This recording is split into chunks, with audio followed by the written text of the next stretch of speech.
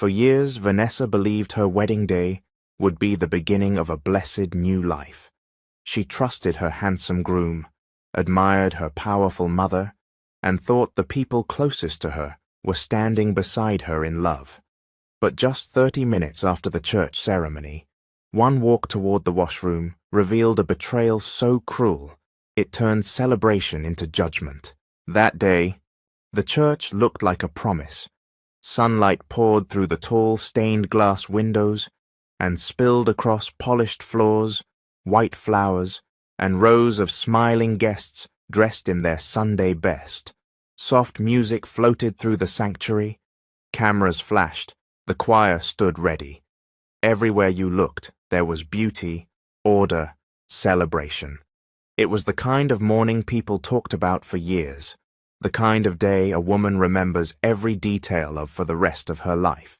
And Vanessa Cole believed, with all her heart, that this was the day her prayers had finally been answered. She stood at the back of the church in her white gown, her hands trembling just enough to reveal the weight of the moment.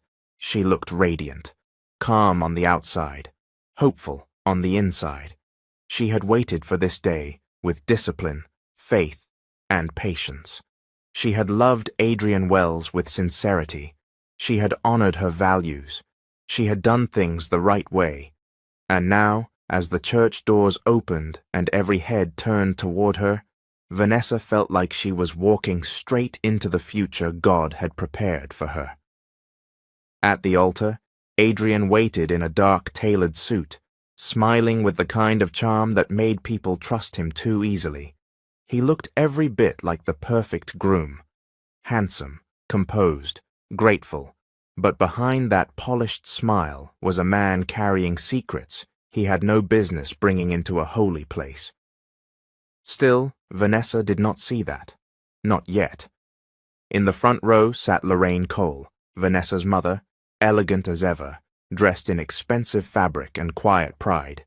Guests greeted her with admiration. She nodded, smiled, and played her role flawlessly. To the church community, Lorraine was a success story, a respected CEO, a generous woman, a mother who had raised a graceful daughter. She looked like dignity itself. But some people wear respectability the way actors wear costume. And on that morning, Lorraine wore hers well. Only one person in the church seemed unable to relax. Deborah Lane, Vanessa's closest friend, sat stiff in her seat, her eyes shifting too often toward Adrian. Deborah had never fully trusted him. There was something about him that unsettled her. He knew how to say the right thing, but never seemed rooted in anything solid. He attended church when Vanessa asked, but not because conviction lived in him. His smile was smooth, his words were polished, but Deborah believed character showed up in the quiet places, and Adrian had too many cracks for her comfort. When Vanessa reached the altar, Pastor Samuel Reed opened his Bible and looked at the couple with the steady eyes of a man who had seen joy and disaster walk through the same church doors. "Marriage," he said, his voice calm but weighty, "is not built on beauty, money, or charm. It is built on truth, and where truth is missing, peace cannot stay." For a brief second, the room went still. Vanessa held Adrian's hand tighter. Adrian swallowed. Lorraine lowered her eyes. The choir sang. The vows were spoken, rings were exchanged, guests wiped tears from their faces. When Pastor Samuel finally pronounced them husband and wife, applause burst through the sanctuary like thunder. Vanessa smiled through tears of relief and joy. She thought she was stepping into safety. She thought she was entering a new season covered in love, faith, and family blessing. But even in that beautiful church, something dark was already moving beneath the surface. Deborah noticed Adrian glance toward Lorraine just a second too long. Lorraine noticed it too. And though nobody else could feel it yet, the storm had already entered the room. Because before that wedding day was over, the vows would mean nothing, the smiles would rot into shock, and the woman glowing in white would discover that betrayal had been sitting close to her all along, 30 minutes later, the celebration was in full bloom. The church hall shimmered with laughter, glassware, and soft golden light. Waiters moved through the room with trays of drinks and polished smiles. Family members gathered in warm circles. Old churchwomen dabbed their eyes and called Vanessa blessed. Men shook Adrian's hand and welcomed him into the family. Music drifted through the air like everything was still pure, still sacred, still worth trusting. And for a few fragile minutes, Vanessa tried to hold on to that feeling.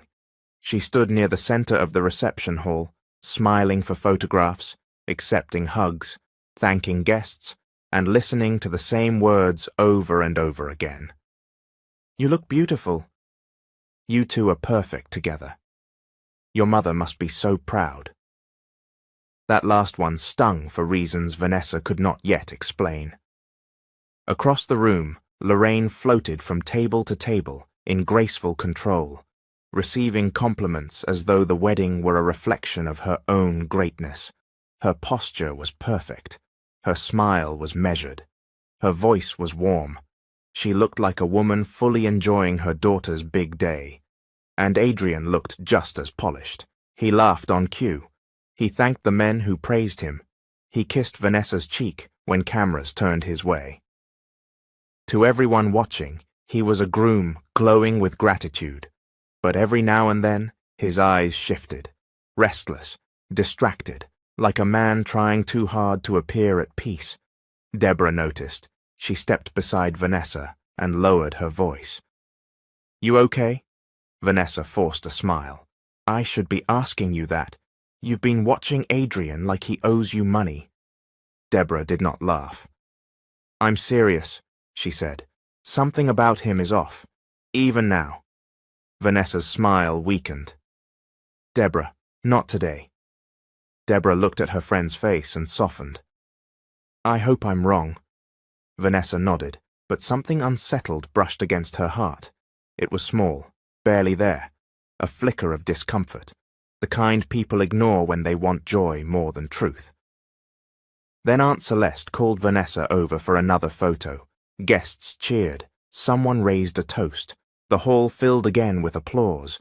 And yet, in the middle of all that celebration, Vanessa suddenly felt overwhelmed. Not unhappy, just crowded, tired, pulled in too many directions at once. "I'll be right back," she told Deborah. "I just need a minute." She gathered the skirt of her gown and slipped out of the reception hall, leaving behind the music and noise. The corridor outside was quieter, cooler, almost peaceful. Her heels clicked softly against the polished floor as she made her way toward the washroom. For the first time since the ceremony, she could hear herself breathe. She stepped inside, faced the mirror, and touched the edge of her veil. "You're married," she whispered to herself, almost in disbelief. A nervous smile crossed her lips. Then she heard it. A voice. Low, familiar. Adrian. Vanessa turned slowly toward the door. At first, she thought nothing of it. He was probably speaking to a cousin or one of the ushers. But then she heard another voice, a woman's voice, soft, intimate, far too close. "Lorraine." Vanessa frowned. There was a pause, then a quiet laugh, then a whisper too low to make out, but too personal to ignore. The air around her changed. Her body stiffened before her mind caught up. She stepped out of the washroom and followed the sound down the side corridor near the private lounge area. Each step felt slower than the last. Her heart began to pound so hard it almost drowned out the voices. Then she turned the corner, and the world stopped.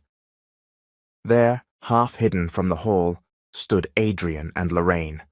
Close, far too close. Lorraine's hand rested on his chest, like it belonged there. Adrian was leaning toward her, not away. And before Vanessa could even fully process what she was seeing, Lorraine lifted her face and kissed him. Not by accident, not by confusion, a real kiss. Vanessa froze in her wedding gown, her bouquet still in one hand. her breath trapped somewhere between her chest and throat. Adrian pulled back first and saw her, his face drained of color. Lorraine turned next, and in that one terrible moment, the marriage Vanessa had entered in church was already over. For a few seconds, nobody moved. The hallway felt colder than it had a moment ago. The music from the reception hall was still playing somewhere in the distance, but now it sounded far away, like it belonged to another world. Vanessa stood frozen in her gown, staring at the two people who had just shattered her trust with one shameless act. Adrian took a step forward first. "Vanessa, wait!"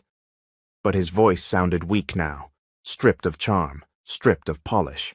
It was the voice of a man caught standing in the ruins of his own lies. Lorraine recovered faster. She always did.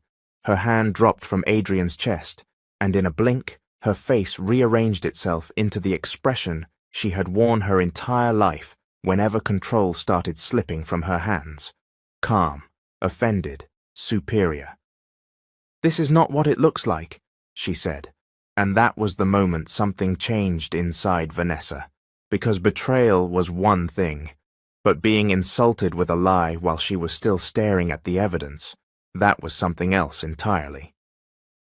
Vanessa let out one short, hollow laugh, not from amusement, from disbelief. "Not what it looks like?" she said, her voice low and trembling. "Then tell me what I just saw." Adrian opened his mouth, but nothing useful came out. Lorraine stepped in again, as if she could still manage the story. "You're emotional," she said. "This is your wedding day. You're overwhelmed." Vanessa looked at her mother as if seeing her for the first time, not as the elegant CEO, not as the respected woman from church, not as the polished mother who knew how to smile in public, but as someone colder, smaller, more dangerous. And suddenly, the past began to move, not one memory at a time, all at once.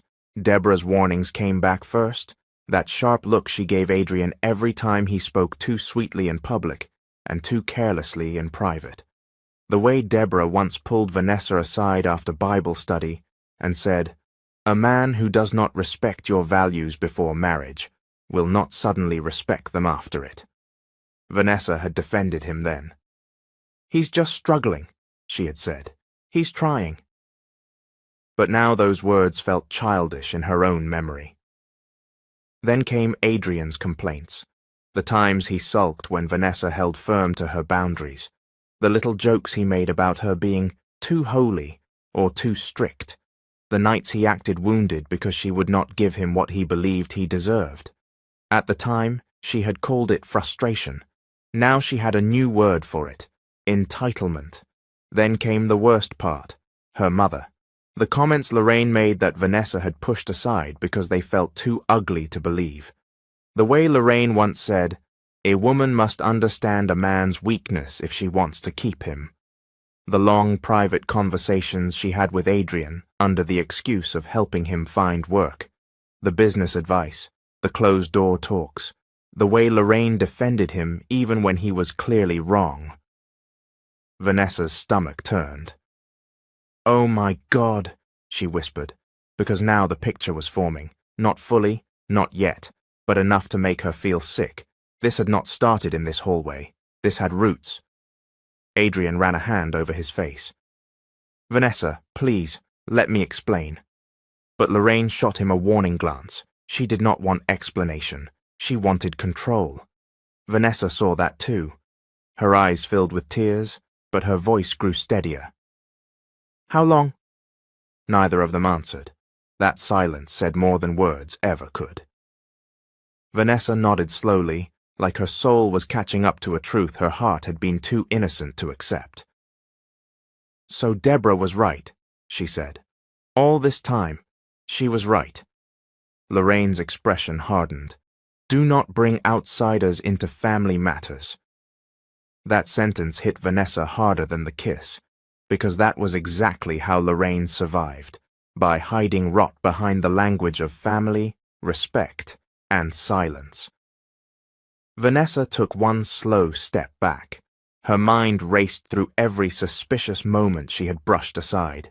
Adrian defending Lorraine too passionately. Lorraine speaking about Adrian like she knew him too deeply. Those strange little pauses when Vanessa entered a room. The feeling that conversations had stopped just before she arrived. The signs had always been there. She had just been too hopeful to name them. And now, standing in a church hallway still dressed like a bride, Vanessa realized the truth with a clarity so sharp it almost stole her breath. What she had just witnessed was not the beginning of the betrayal. It was only the first time they had been careless enough to let her see it. Long before the kiss in that church hallway, long before the vows and the applause and the white dress, the line had already been crossed. It did not begin with a touch. It began with a complaint. Back then, Vanessa was still preparing for marriage with a sincere heart. She believed love needed patience. She believed commitment should be clean, disciplined, and blessed. To her, boundaries were not punishment. They were protection. They were a sign of self-respect, faith, and obedience to the values she had chosen for her life. She wanted to enter marriage with peace on her conscience and dignity in her spirit. Adrian, however, saw things differently. At first, he pretended to respect Vanessa's standards. He smiled when she spoke about faith. He nodded when she said some things should wait until marriage. He even praised her for being different. But over time, admiration turned into irritation. Then irritation turned into resentment. A man without discipline will eventually start treating another person's values like a personal offense. And Adrian did exactly that. He complained in private. He sighed when Vanessa would not bend. He made little jokes that were not really jokes. Sometimes he acted wounded, as if Vanessa's boundaries were proof that she did not love him enough. Other times, he turned cold and distant, hoping guilt would do what affection could not. Vanessa tried to be patient. "Adrian," she told him one evening after church, her voice calm but firm. "Love that rushes past respect is not love. If you want me, then want me the right way." Adrian forced a smile, but bitterness flickered in his eyes. "The right way," he repeated. "Everything with you has to be a lesson." Vanessa looked hurt, but she did not retreat. "Everything with me has to be honest." That should have been the moment Adrian looked inward. Instead, it became the moment he looked elsewhere. And the worst part was not that he sought advice. It was who he sought it from: Lorraine. At first, it happened quietly. Adrian would linger after visiting Vanessa. Lorraine would ask how he was doing, and he would answer with the sigh of a man eager to be pitied. He told her wedding planning was stressful. He told her he felt pressure. Then, little by little, he began telling her more than he ever should have. He spoke about Vanessa's strictness. He spoke about frustration. He spoke about feeling denied. A decent mother would have shut that conversation down immediately. A decent woman would have reminded him to honor her daughter, respect boundaries, and grow up. But Lorraine was not interested in decency. She listened, not with shock, not with maternal concern, with interest. "Vanessa has always been idealistic," Lorraine said one afternoon in her office, leaning back in her chair like a woman watching a door open. "She sees life in black and white, rules, right, wrong. She means well, but sometimes she doesn't understand how the real world works." Adrian looked up. "Exactly." That one word was all Lorraine needed. From that moment on, she became the wrong kind of comfort. She began speaking to Adrian as if she alone understood him. She softened her voice when he complained. She defended his weakness instead of correcting it. She suggested that Vanessa was too inexperienced to understand a man's needs. She told him marriage was about more than ideals, more than rules, more than church language. And every time she excused him, Adrian felt more justified. The connection deepened in dangerous silence. What Vanessa thought was harmless guidance was something else entirely. Lorraine was studying him, feeding his ego, noticing what made him insecure and what made him feel powerful. She praised his ambition. She told him he deserved more support. She made him feel mature, seen, and important. Adrian knew the attention was inappropriate, but he liked it. That was his weakness. Not just desire, not just frustration, vanity. He liked being understood without being challenged. He liked being pitied without being corrected. He liked standing near a powerful woman who made him feel like his impatience was reasonable and his selfishness was normal. One evening, after Vanessa had left Lorraine's house, Adrian stayed behind under the excuse of discussing employment opportunities. Lorraine offered him a drink and asked one soft, loaded question. "Tell me the truth," she said. "Are you happy?" Adrian hesitated. Then he said the words that opened the first real door to destruction. "I love Vanessa," he said slowly, "but sometimes I feel like she doesn't understand me at all." Lorraine lowered her eyes, hiding the satisfaction on her face.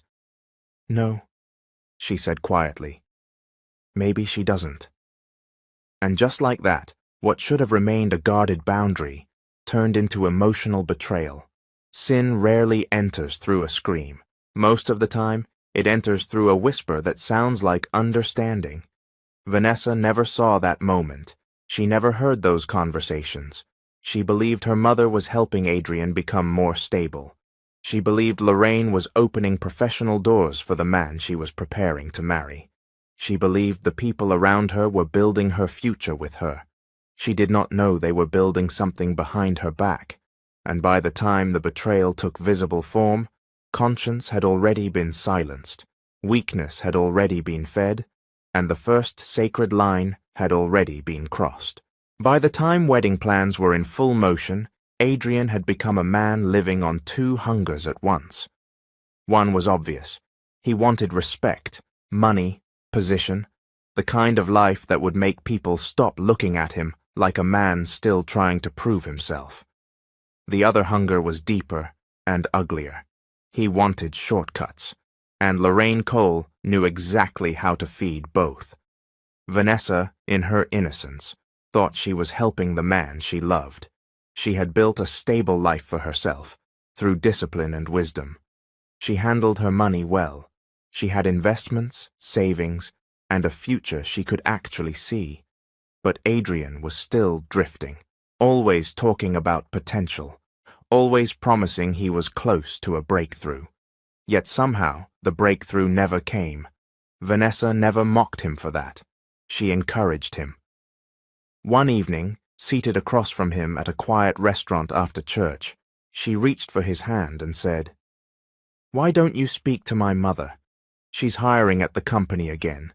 She could help place you somewhere solid." Adrian looked up quickly.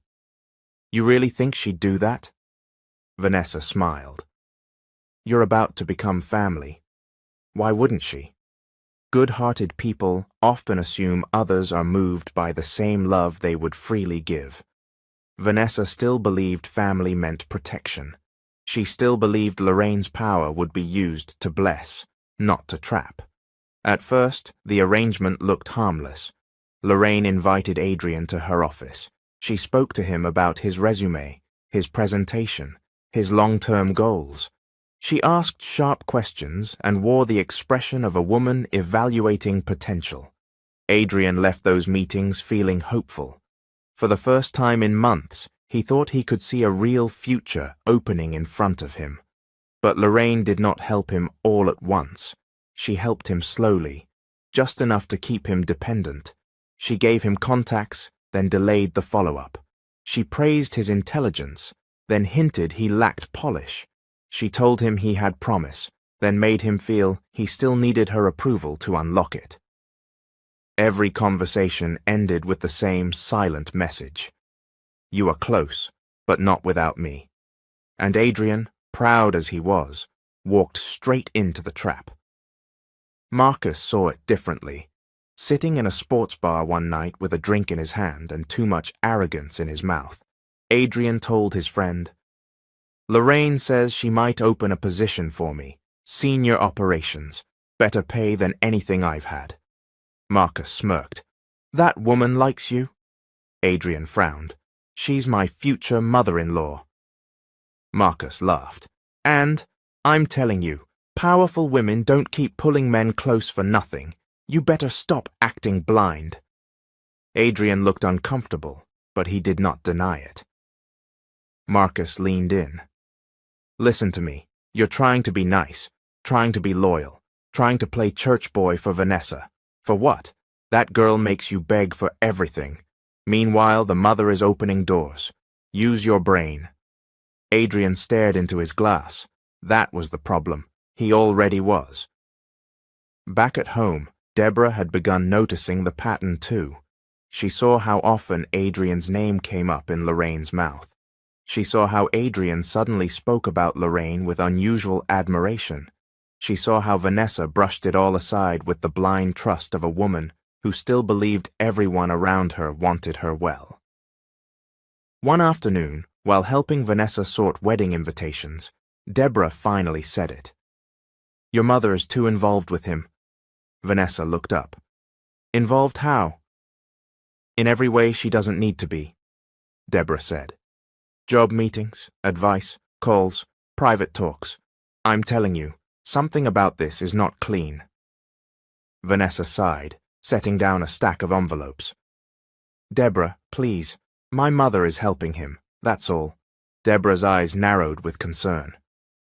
I hope that's all, because Adrian is the kind of man who can be bought with attention, and your mother is the kind of woman who likes being needed too much. That sentence irritated Vanessa, not because it was cruel, because somewhere deep down it unsettled her. Still, she pushed the thought away. She had a wedding to plan, a life to prepare for, a future to protect from negativity, so she kept trusting. Meanwhile, Lorraine tightened the strings. She invited Adrian to strategy sessions he had no real reason to attend. She asked for his opinion on business matters far above his experience. She complimented the way he carried himself. She made him feel chosen, important, seen. And Adrian, already ashamed that Vanessa was financially stronger than he was, clung to every moment that restored his pride. He told himself he was doing this for their future. He told himself Lorraine was simply mentoring him. He told himself he was still in control. When a person starts justifying what makes them feel powerful instead of what keeps them honest, they are already in danger. Vanessa thought she was handing Adrian a ladder. She did not know she was placing him directly into her mother's hands. And by the time the first real opportunity arrived, it was no longer just about work. It was about leverage, and Lorraine was about to use it. See, the invitation came wrapped in opportunity. Lorraine called Adrian on a Tuesday afternoon and told him there was an upcoming business trip to Accra for a regional strategy meeting. 2 days, high-level conversations, important people in the room. She said it casually, like it was no big thing, like she was simply offering him a chance to observe and learn. But Adrian heard something deeper. Access, validation, a seat near power. You should come, Lorraine said smoothly over the phone. You need exposure, Adrian. If you want to grow, you have to be around serious people. Adrian sat up straighter. You really think I'm ready for that? Lorraine let a small pause hang between them. I think you could be, with the right guidance. That was how she did it. She never handed him certainty. She handed him just enough hope to keep him reaching. When Vanessa heard about the trip, she smiled at first. She was standing in her apartment with a folder full of wedding receipts when Adrian told her. For one brief moment she felt proud, relieved even. Maybe this meant things were finally turning around. Maybe her mother really was helping. Maybe Adrian would come back feeling motivated, focused, ready to be the husband she believed he could become. That's great, Vanessa said. See, I told you she was willing to support you. Adrian hugged her, but his smile carried something nervous beneath it. Vanessa felt it, not enough to accuse, not enough to understand, but enough to pause. "Are you okay?" she asked. "Of course," Adrian said quickly. "Why wouldn't I be?" Vanessa studied him for a second too long. "I don't know, you just seem different lately." He gave a small laugh. "Maybe I'm just tired." Maybe. But tiredness did not explain the way he avoided her eyes. It did not explain why Deborah frowned the moment she heard about the trip. They were at the church fellowship hall when Vanessa mentioned it, speaking with the hopeful tone of a woman still trying to see the best in everybody. Deborah's expression hardened immediately. "Why does your mother need Adrian on a private business trip?" Vanessa sighed. "It's not private, it's work." Deborah crossed her arms. "Your mother is a CEO. Adrian doesn't even work there yet. Why him?" "Because she's helping him," Vanessa said, more sharply than she intended. Deborah lowered her voice. "Or because she likes having him close." That sentence landed hard. Vanessa looked away at once. "You're making this ugly for no reason." "No," Deborah said quietly. "I'm saying it feels ugly because something about it already is."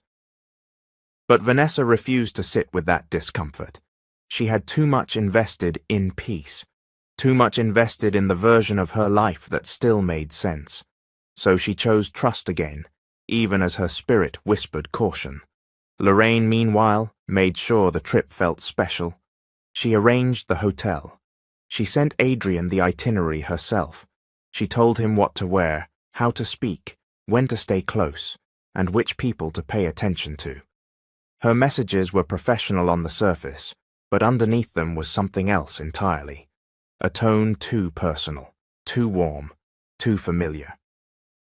By the time they boarded the flight, the balance had already shifted. In Accra, Lorraine moved through hotels and conference rooms like a queen in her own territory. Executives greeted her with respect. Staff rushed to accommodate her. Adrian watched it all with admiration that slowly turned into dependence. Beside Lorraine, he did not feel like a struggling man anymore. He felt chosen, elevated, almost transformed. That was the seduction before any line was openly crossed. Not touch, power. Lorraine knew exactly what he lacked at home. Not love, but ego. Vanessa loved him, yes, but she also challenged him. She expected maturity, honesty, growth. Lorraine expected nothing noble from him. She simply fed what was weakest. On the second evening, after the final meeting ended, Lorraine invited Adrian to stay behind for dinner in a private lounge at the hotel. The city lights glowed beyond tall glass windows. Soft jazz floated through the air. The table was set beautifully, too beautifully for something that was supposed to be harmless. Adrian hesitated when he saw the setting. "This doesn't look like a business meeting," he said. Lorraine gave him a calm smile. "Not everything has to be formal for it to be important." He should have left then. He knew that. Even sitting there with polished silverware and dim reflections dancing across the glass, some part of him knew this was not mentorship anymore. It was invitation. Lorraine leaned back in her chair and studied him. "You know what your problem is, Adrian?" He gave a dry smile. "I'm sure you're about to tell me." "You wait for other people to make you feel like a man," she said. "Vanessa makes you prove yourself. The world makes you beg. But real power, real success, it comes when you stop apologizing for what you want." Those words slid into him like poison coated in praise, because that was exactly what Marcus had been feeding him too. Pride, entitlement, hunger without discipline. Adrian looked down at the table. Vanessa wouldn't understand any of this. Lorraine's eyes sharpened. "No," she said softly. "She wouldn't." Silence settled between them. Heavy, intentional. Then Lorraine reached across the table and rested her hand over his. Not by accident, not in comfort, as choice. Adrian did not pull away. That was the moment the affair truly began. Not with confusion, not with weakness alone, but with a decision, a selfish man, a manipulative woman. Two people crossing a line while the one person who trusted them both sat at home planning a wedding. And once that line was crossed, the rest came easier. Secret messages, excuses, private meetings, familiarity turning into boldness. Once conscience is silenced, betrayal no longer needs darkness to grow. It learns how to live in plain sight. By the time they returned from the trip, Adrian and Lorraine were no longer standing near temptation. They were inside it. And Vanessa, still ironing out wedding details with a hopeful heart, had no idea that her future had already been stained before she ever walked down the aisle. Vanessa did not scream in the hallway. Not yet. That was the strange part. The pain was so sharp, so sudden, that it passed through her like ice before it ever became fire. She stood there in silence, staring at Adrian and Lorraine as though the truth had knocked the sound out of her body. Her bouquet slipped slightly in her hand. Her breathing turned shallow. For a second, the only thing she could hear was the pounding of her own heart. Adrian stepped toward her with both hands half raised, like a man trying to calm a disaster he had caused. "Vanessa, please," he said. "Just listen to me." Lorraine moved faster. Her face was tense, but her voice came out smooth, polished, controlled. "You need to lower your voice," she said. "People are right outside." That sentence did something to Vanessa. It was not remorse, not apology, not shame. It was image. Even now, after all she had seen, her mother's first concern was not the wound. It was the audience. Vanessa blinked hard, as if trying to wake herself from a nightmare. "Lower my voice," she said, almost whispering. "You were kissing my husband." Adrian flinched at the word, husband. Lorraine's jaw tightened. "This is not the place." "No," Vanessa said, her voice rising now, steadier than before. "You don't get to decide the place." Adrian glanced toward the hall entrance. "Please, let's go somewhere private." Private. That word almost made Vanessa laugh. Private was where liars went to rewrite what happened. Private was where people like Adrian and Lorraine cleaned their mouths and came back with excuses. Private was where truth got buried under family reputation and fake tears. Vanessa took a step back from both of them. For the first time in her life, she looked at her mother and felt no instinct to obey. "You knew exactly what you were doing," she said to Lorraine. "And you," she turned to Adrian, "you stood in church, held my hands, repeated vows before God, and then came here to do this?" "Vanessa, it was a mistake," Adrian said quickly. "A mistake." Her eyes filled, but the tears did not fall. "A mistake is saying the wrong name, missing a turn, forgetting a ring. This was a choice." Lorraine folded her arms, trying to recover authority. "You are emotional, I understand that, but if you cause a scene now, you will humiliate yourself more than anyone else." There it was, the old weapon, control through shame. Vanessa stared at her, and in that moment the years of silence inside her began to break apart. Every time Lorraine had corrected her tone, her clothes, her choices, every time she had used dignity as a leash, every time Vanessa had swallowed hurt to keep peace, it all rose up now, too heavy to hold anymore. Then Deborah appeared at the end of the corridor. She had come looking for Vanessa after too much time had passed. The moment she saw the bride's face, she knew something was wrong. "Vanessa," she said, hurrying forward. Then her eyes landed on Adrian, on Lorraine, on the guilty distance between them. Her expression changed instantly. "What happened?" Vanessa turned toward her friend, and this time the pain cracked through. "You were right," she said. Deborah's face hardened. She looked at Adrian first. "I knew you were weak." Then she looked at Lorraine, and the disappointment there. was colder than anger. "But you?" she said quietly. "Her own mother?" Lorraine snapped. "Mind your place." Deborah stepped closer to Vanessa. "My place is beside my friend." Music and laughter drifted from the reception hall. A toast began somewhere inside. Glasses clinked. People were still celebrating a marriage that had already been poisoned. Adrian ran a hand over his face, desperate now. "Vanessa, don't do this here. Please, we can explain." But Vanessa was past explanation. She looked toward the reception hall doors, her face pale but determined. Then she lifted her chin with the slow, painful dignity of a woman, realizing she had been betrayed in front of God, family, and community, and that silence would only help the guilty. "No," she said. Lorraine's eyes narrowed. "Vanessa." But Vanessa was already moving. She turned and walked back toward the hall, not fast, not wild, but with the terrible calm of someone carrying truth sharp enough to split a room open. Deborah followed beside her. Adrian came after them in panic.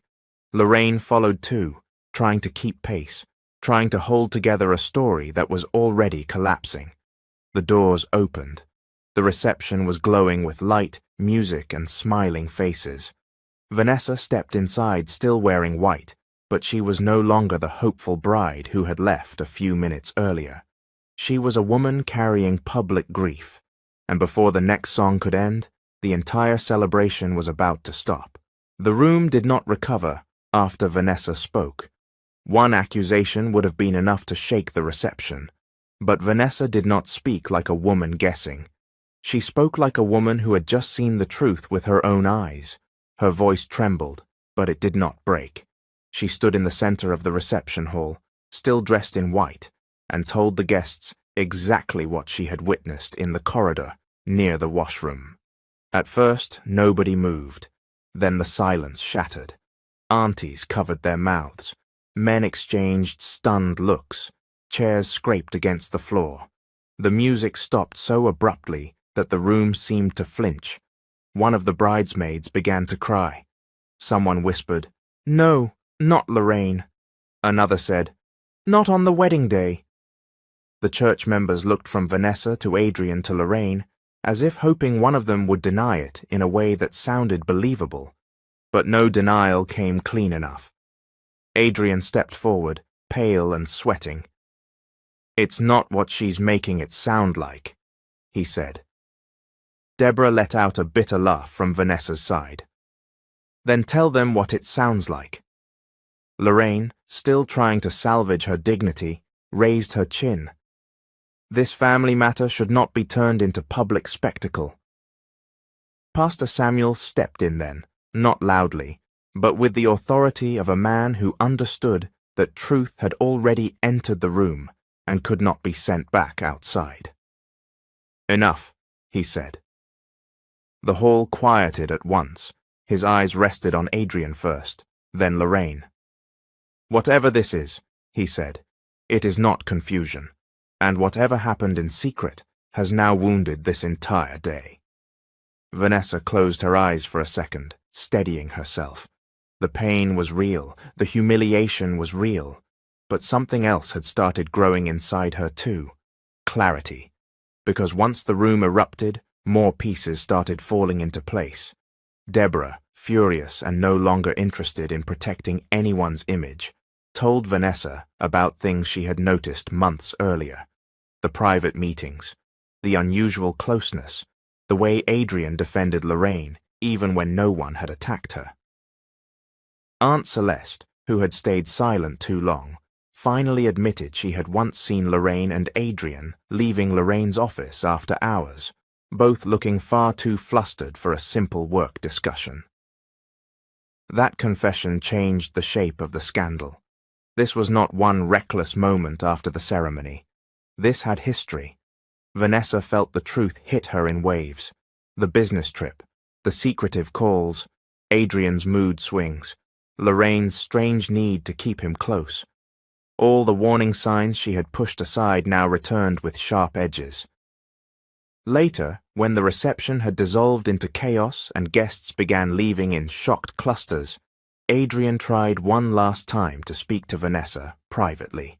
His face looked drained now, not just from exposure, but from something deeper. He seemed tired in a way that went beyond panic. "Please," he said, his voice cracking. "You don't know everything." Vanessa looked at him with cold disbelief. "Then tell me something true for once."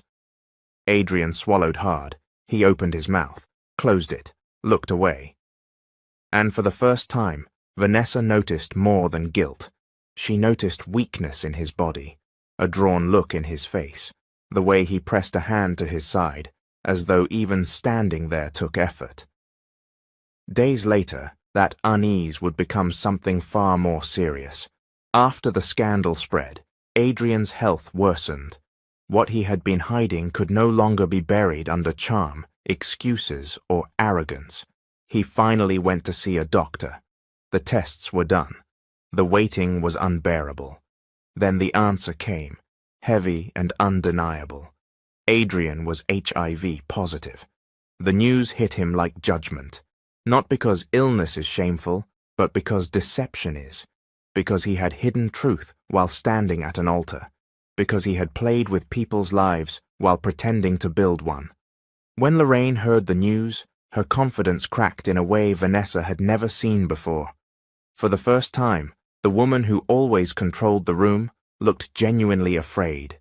Quietly, secretly, she went to get tested too. And when her own result came back positive, the silence around her was no longer pride. It was consequence, not cruelty, not celebration.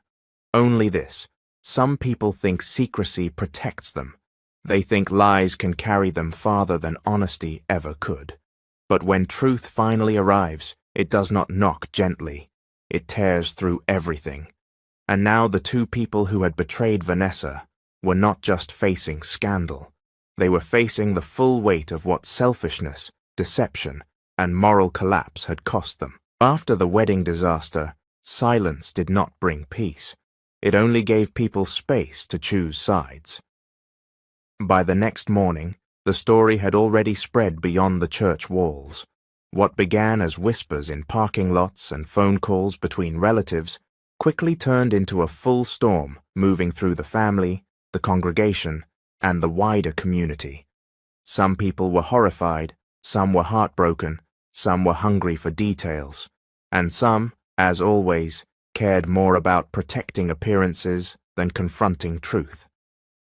Vanessa sat in her apartment with Deborah beside her, still wearing the emotional bruises of the night before. The wedding gifts were stacked in corners. The flowers had already started to wilt. Her phone would not stop buzzing. Messages poured in from cousins, churchwomen, co-workers, and family friends. "Are you okay? Tell me it isn't true. People are talking. Please call me. We need to handle this carefully. Carefully." That word made Vanessa sick, because carefully often meant quietly. It meant protecting the guilty from discomfort while asking the wounded to carry themselves with grace no one else had offered them. Deborah muted the phone and set it face down. "You do not owe this family a performance," she said. "You owe yourself the truth." Vanessa stared ahead, her eyes tired but clear. "I'm done protecting people who never protected me." And with that, something final settled in her spirit. She would not stay in that marriage. She would not let anyone reduce what happened to a painful misunderstanding. She would not spend years trying to heal beside a man who had betrayed her before their first hour as husband and wife. The decision came with grief, but it also came with strength. Vanessa called a lawyer. The divorce process began quietly, but the meaning of it was loud. She was not making an emotional threat. She was ending something that had been rotten before it ever reached the altar. When Lorraine heard, she called immediately. Vanessa let the phone ring until it stopped. Then it rang again, and again. Finally, Deborah answered it and put it on speaker. Lorraine's voice came through sharp and wounded with pride. Tell Vanessa she is acting rashly. This family has already been embarrassed enough. Vanessa laughed once, without joy. Embarrassed enough? Lorraine ignored the question. A divorce will only make things worse. People will talk for years. They're already talking, Vanessa said. The difference is, now they're talking about what you did. There was a dangerous pause on the line. Then Lorraine shifted tactics, just as Vanessa knew she would. I made mistakes, she said, but you do not destroy your whole future because of one terrible night. Vanessa's eyes hardened. It was not one night, and even if it were, it was enough. Lorraine's voice dropped lower. You are my daughter. You should be protecting this family. That sentence revealed everything. Even now, Lorraine saw family not as a place of love, but as a shield for wrongdoing.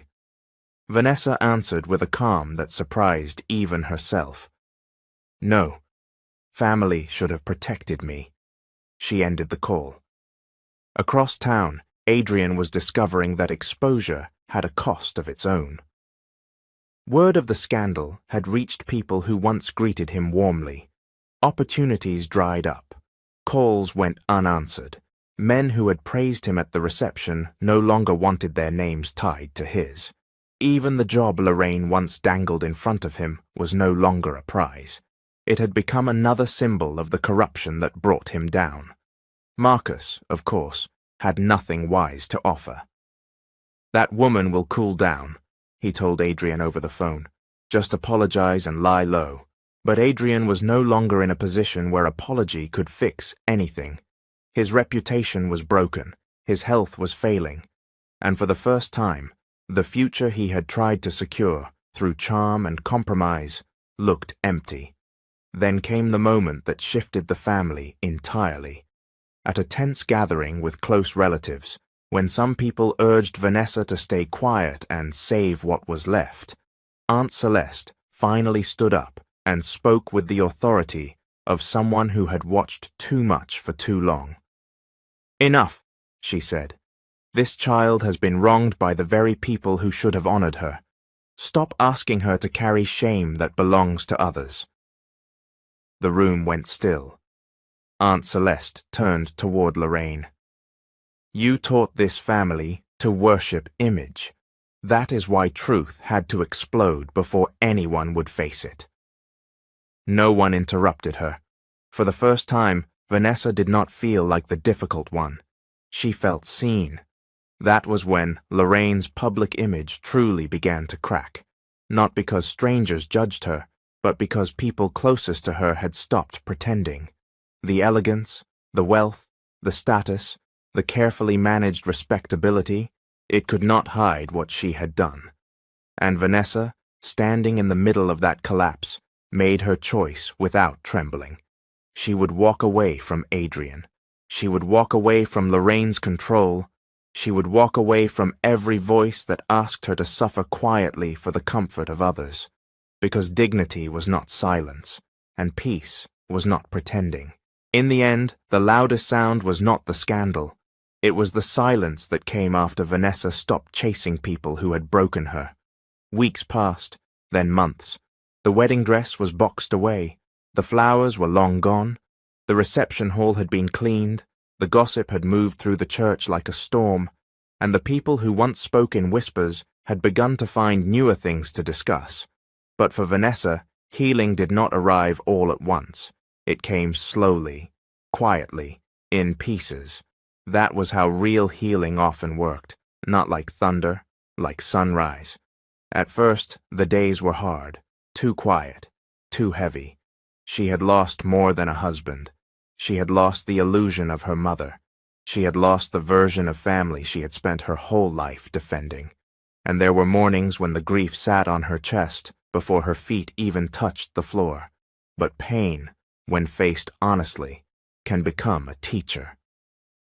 Vanessa began rebuilding her life the same way she had once built her values, one clear decision at a time. She finalized the divorce. She changed her routines. She stopped answering calls from people who only wanted updates, disguised as concern. She created distance from Lorraine, not out of cruelty, but out of wisdom. For the first time, she understood that forgiveness and access were not the same thing. Deborah stayed close through it all. Some days she brought food, some days she brought laughter, some days she brought nothing but her steady presence and the kind of truth that did not flinch. One afternoon, while they sat on Vanessa's balcony, watching the evening light settle over the city, Deborah looked at her and said, "You know what scares people about you now?" Vanessa managed a small smile. "What?" "You didn't let this destroy your mind. You saw evil clearly, and you still chose yourself." Vanessa looked away for a moment, letting the words settle.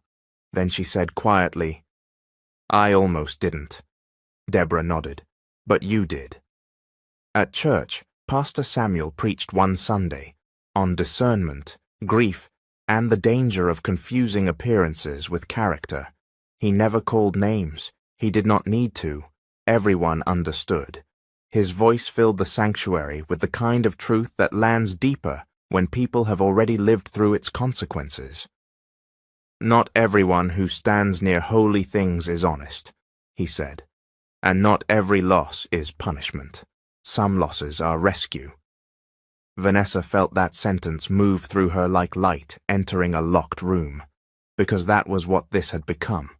A rescue, painful, public, humiliating.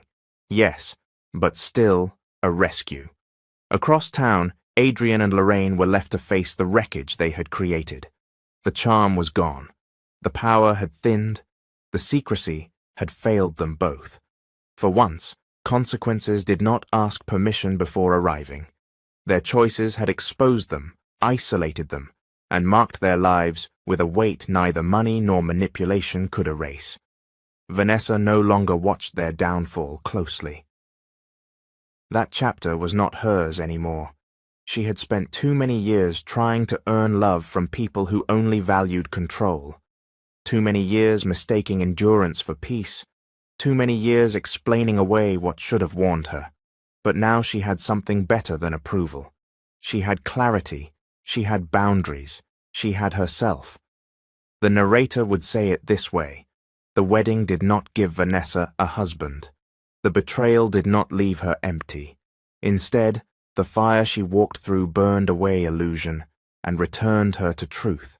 And so the story closed not with a bride standing at an altar, but with a woman standing in her own strength, no longer begging to be chosen, no longer afraid to walk away, no longer dressed in white for someone else's promise, but clothed in wisdom, earned through pain. Vanessa had lost a marriage. She had lost a mother she thought she knew, but she had not lost her future. If anything, she had finally taken it back.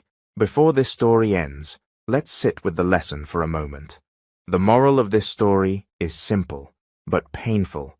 Not everyone close to you is for you, and not every polished image hides a clean heart. Some people look respectable in public and still carry selfishness in private. Some people speak the language of love, faith, and family, yet their actions destroy the very things they pretend to honor. That is why character matters more than charm. Integrity matters more than appearance. And truth, no matter how uncomfortable, is always better than a beautiful lie. Another lesson here is that boundaries are not weakness. Vanessa was not wrong for wanting discipline, respect, and patience in her relationship. She was not old-fashioned, she was not difficult, she was protecting her peace. And sometimes, when people get angry at your boundaries, it is because those boundaries expose what is wrong in them. Never lower your standards just to keep someone who does not value them. As a narrator, this is what I honestly think.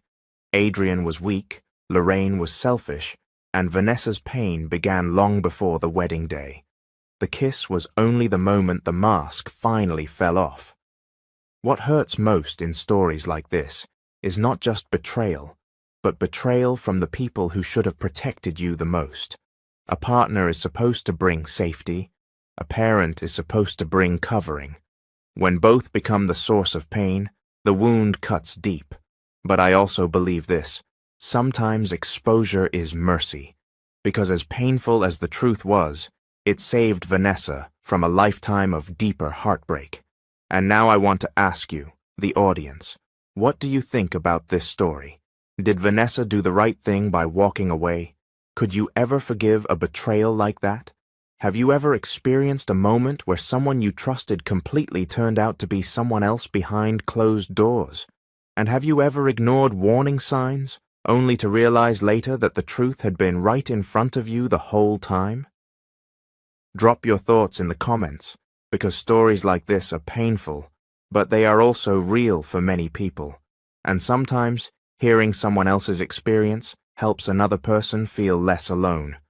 Take care of your heart, protect your peace, and never let anybody make you feel guilty for choosing truth over appearances. Goodbye for now. Mr. Hope will see you in another video.